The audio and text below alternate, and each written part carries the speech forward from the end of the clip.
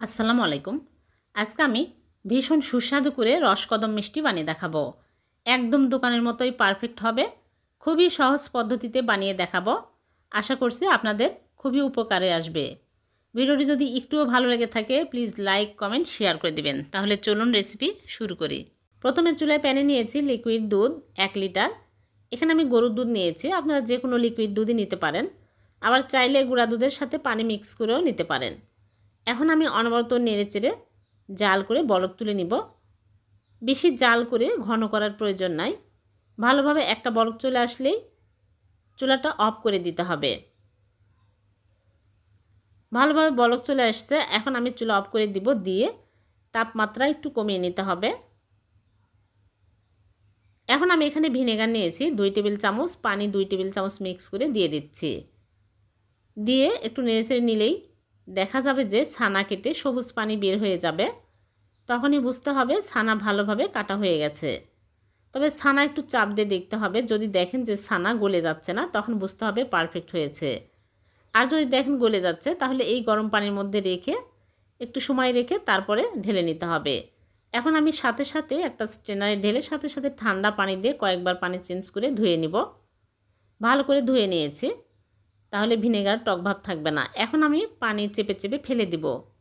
এরকম করে পানি চেপে চেপে ফেলে আমি ঝুলিয়ে রাখবো 1 ঘন্টা। 1 ঘন্টা ঝুলিয়ে রাখলে পানি ভালোভাবে ঝরে যাবে, তখন ছানাও পারফেক্ট হবে। 1 ঘন্টা পর আমি ফিরে আসলাম। এখন আমি ছানা প্লেটের মধ্যে নিয়ে নিচ্ছি, নিয়ে আমি দলা ভেঙে নিচ্ছি। এইরকম ঝরঝরা ছানা হতে হবে। একদম পারফেক্ট হয়েছে ছানা। এখন আমি হাতের তালু দিয়ে প্রেস করে করে ভালো করে মথে নিব। 3-4 মিনিট মথে নিয়েছি। এখন এর মধ্যে শুকনো উপকরণ দিয়ে দিচ্ছি ময়দা 1 চামচ, গুঁড়া দুধ দিয়ে দিচ্ছি 1 চামচ, আর কর্নফ্লাওয়ার দিয়ে দিচ্ছি 1 চামচ, আর বেকিং পাউডার দিয়ে দিচ্ছি 1 চিমটি। 1 চিমটির বেশি দেওয়া যাবে না। আর এখানে নিয়েছি এলাচের গুঁড়া সামান্য পরিমাণে, সুন্দর ফ্লেভারের জন্য। এখন আমি ভালো করে মেখে নিব। আপনারা চাইলে আস্ত এলাচ দিতে পারেন চিনি শিরার মধ্যে, আবার এই ছানার মধ্যে দিলেও হবে। এখন আমি ঢেকে রাখবো, রেখে চিনি শিরা তৈরি করে নিব। এক সাইডে রেখে দিচ্ছি। এদিকে চুলে একটা পাত্র বসিয়ে দিয়ে দিচ্ছি চিনি 1.5 কাপ, আর পানি দিয়ে দিচ্ছি 3 কাপ।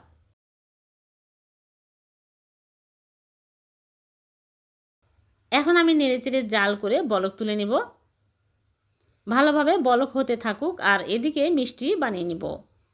মিষ্টি কিন্তু আগেই বানিয়ে রাখা যাবে না, তাহলে মিষ্টিগুলো চ্যাপ্টা হয়ে যায়। এখন আমি আরেকটু মথে নিব। মথে তারপরে ছোট ছোট করে লেচি কেটে নিব, তাহলে প্রত্যেকটা মিষ্টি সমান হবে। ছোট ছোট করে আমি এরকম করে লেচি কেটে তারপর একটা করে লেচি নিয়ে আমি গোল করে গোলার শেপ দিয়ে নিচ্ছি। এই ছোট ছোট মিষ্টি যখন আমি শিরার মধ্যে দিব, তখন ফুলে একদম বড় বড় হয়ে যাবে। আর মিষ্টিগুলো একদম মসৃণ করে বানিয়ে নিতে হবে। মিষ্টিগুলো যদি দেখেন যে ফেটে ফেটে যাচ্ছে, তাহলে সামান্য পরিমাণে পানি দিয়ে ভালো করে মেখে তারপরে বানিয়ে নেবেন। আমি সবগুলো মিষ্টি বানিয়ে নিয়েছি। এখন এই মিষ্টির সাথে সাথেই চিনি শিরার মধ্যে দিয়ে দিব। চিনি শিরা ভালোভাবে বলক উঠে গেছে। এখন আমি মিষ্টিগুলো একটা একটা করে দিয়ে দিচ্ছি। সবগুলো মিষ্টি দিয়ে আমি ঢেকে হাই হিটে জাল করব 25 মিনিট। আর 5 মিনিট পর আমি ঢাকনা খুলে মিষ্টিগুলো আলতো করে নেড়েচেড়ে দিব। বেশি নাড়াচাড়া করা যাবে না। আবারও ঢেকে দিচ্ছি। মিষ্টি কিন্তু ঢেকেই জাল করতে হবে। 10 মিনিট পর ফিরে আসলাম। এখন আমি ফুটন্ত গরম পানি অ্যাড করে দিচ্ছি 2 চামচ করে। আবারও ঢেকে দিচ্ছি। চিনি শিরা কখনোই ঘন হতে দেওয়া যাবে না, তাহলে মিষ্টিগুলো কিন্তু ভালো হয় না। এভাবে আমি 5 মিনিট পর পর ফুটন্ত গরম পানি অ্যাড করে দিব। 25 মিনিট পর আমি ফিরে আসলাম। মিষ্টিগুলো ভালোভাবে কুক হয়ে গেছে, দেখুন ফুলে বড় বড় হয়ে গেছে। এখন আমি এই মিষ্টিগুলো চুলা থেকে নামিয়ে নিচ্ছি। চুলা থেকে নামিয়ে রেখে দিব 4 ঘন্টা। 4 ঘন্টা পর মিষ্টিগুলো তুলে আপনাদেরকে দেখাবো।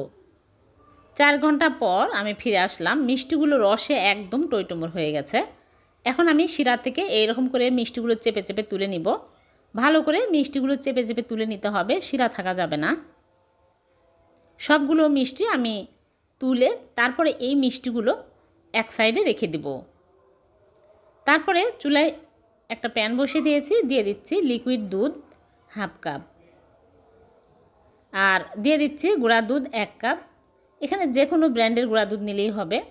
এখন আমি নেড়েচেড়ে ভালো করে দুধের সাথে মিক্স করে নিব। চুলা অন করে দিয়েছি, এখন আমি অনবরত নাড়তে থাকব। আর দিয়ে দিচ্ছি চিনি 2 টেবিল চামচ। চিনি দিয়ে আমি ভালো করে নেড়েচেড়ে মিক্স করে নিব। আর দিয়ে দিচ্ছি ঘি 1 চামচ। অনবরত নাড়তে থাকতে হবে, তাছাড়া কিন্তু তলায় লেগে যাবে যেহেতু ঘন। আপনারা চাইলে লিকুইড দুধ বেশি করে দিয়েও এরকম করে ঘন করে নিতে পারেন। গুঁড়া দুধ দিলে তাড়াতাড়ি ঘন হবে, এজন্য আমি গুঁড়া দুধ দিয়ে নেড়েচেড়ে ঘন করে নিব। আরেকটু শক্ত করে নিতে হবে, বেশি শক্ত করা যাবে না, তাহলে ঠান্ডা হওয়ার পরে আরও শক্ত হয়ে যায়, তখন মিষ্টির শেপ দেওয়া যায় না। এই অবস্থায় এখন আমি চুলা থেকে নামিয়ে নেব।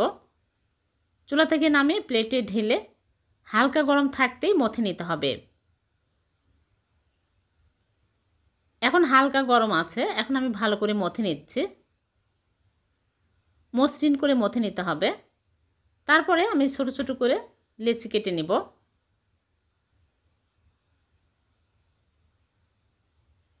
একটা করে লেচি নিয়ে আমি গোল করে এরকম করে বাটির মতো বানিয়ে নিচ্ছি। নিয়ে একটা করে মিষ্টি দিয়ে আমি ভালো করে মুখটা এরকম করে আটকে নেব। মিষ্টির ঝোল কিন্তু একদম চেপে চেপে ফেলে দিতে হবে, শিরা থাকলে এই মিষ্টির শেপ দেওয়া যাবে না। এখন আমি ভালো করে গোল করে নিব। হয়ে গেল একটা। এরকম করে সবগুলো মিষ্টি আমি কোট করে নিব। সবগুলো মিষ্টি আমি কোট করে নিয়েছি। এখন এই মিষ্টিগুলো নর্মাল ফ্রিজে রেখে দিব আধা ঘন্টা। আধা ঘন্টায় সেট হয়ে যাবে। আধা ঘন্টা পর আমি বের করে নিয়ে আসলাম। এখন একটা নাইফ দিয়ে আমি এরকম করে মাঝখানে কেটে নিচ্ছি। দেখুন কত সুন্দর হয়েছে দেখতে, খেতে কিন্তু দারুণ মজার। দেখলেন তো কত সহজে হয়ে গেল ভীষণ সুস্বাদু রসকদম মিষ্টি। খুবই টেস্টি এই মিষ্টিগুলো, আর বানানোর প্রসেস একদমই ইজি। আমার এই ভিডিও যে কেউ দেখলে খুব সহজেই রসকদম মিষ্টি বানিয়ে নিতে পারবেন। খুবই মজাদার আর খুবই সহজ বানানো। একটা মিষ্টি কেটে দেখাচ্ছি। ভিডিওটি যদি ভালো লেগে থাকে লাইক কমেন্ট শেয়ার করে দেবেন। আবারও দেখা হবে। আল্লাহ হাফেজ।